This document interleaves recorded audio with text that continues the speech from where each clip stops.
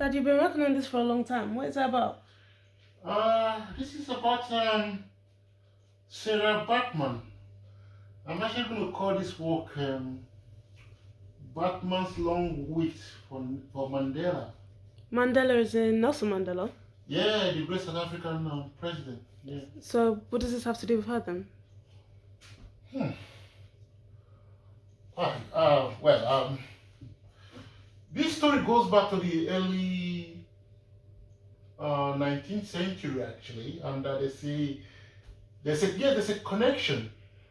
Um, what happened is she was born in South Africa, grew up in South Africa, and she was a very voluptuous lady, uh, like any voluptuous African woman.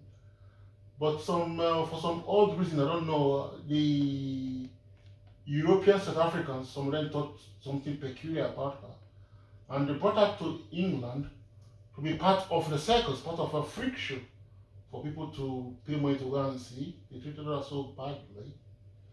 Yeah, so they brought to England in 1810, and she was in England. They were exhibiting her like a freak for people to pay money to go and see, all the way to even to Ireland in 1812. But in England, it created such an uproar thanks to the decent people of London, and it was so scandalous. Eventually, the other scrupulous group of people took her to France, to Paris, where she got the most unimaginable treatment possible by the French. They, they treated her like an animal, on occasions collar around the neck, and then exhibited her like a freak show. People to pay money to dance. And this was done by the French elite because she was exhibited mainly in the parties of the rich, in their parties and their salons, you see. And later on, she was reduced to prostitution.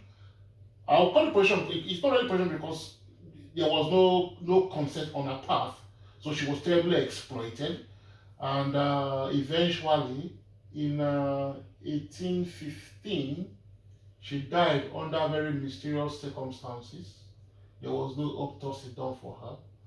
And the what makes it even worse, it was I think after her death, as if that was not bad enough, the French went further and just completely with this the unforgivable inhumanity.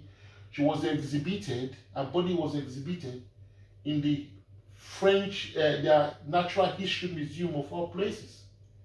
And at one stage, even her skull was stolen from the museum and it was eventually found. But even that, the French would not bury her, they still exhibited her. People were going to see. I mean, it's just so terrible. And it was not until Mandela came to power because people have been protesting since that this. Some people, some disciples say this is not right, but the French will not budge, they will not listen. And then Mandela came along and said this has to stop.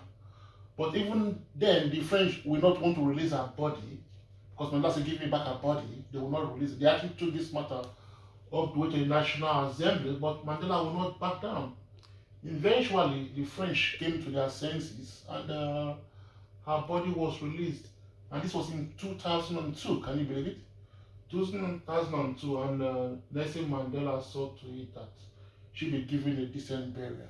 So the reason I call it the long Batman's long wait for Mandela is because of Mandela's book. I told you about that book, Long Walk to Freedom. So Yeah. that is how I put it together. So this is her story really, and thanks to Mandela, after her death, he at least he tried to restore her dignity by giving her a decent burial. And when it's all done, I'm going to write a bit of an article to go with the story, and I'll put it on my website for people to see. That's the story, really. Sarah Yeah. Baatman, yeah. It's tragic. Indeed, it's tragic. That's tragic, tragic, tragic. That's the word. Tragic, princess. Tragic.